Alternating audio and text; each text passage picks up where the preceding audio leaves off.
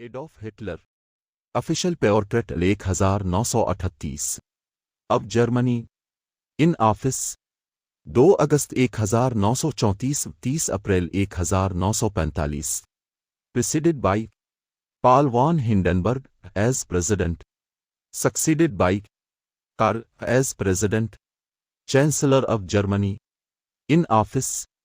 30 January 1933 30 April 1945 president Paul von Hindenburg 1933 1934 vice chancellor Franz von Papen 1933 1934 preceded by Kurt von Schleicher succeeded by Joseph Goebbels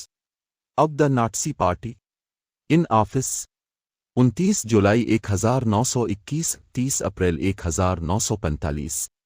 deputy Rudolf Hess 1933 1941 preceded by Anton Drexler party chairman succeeded by Martin Bormann party minister subscribe our channel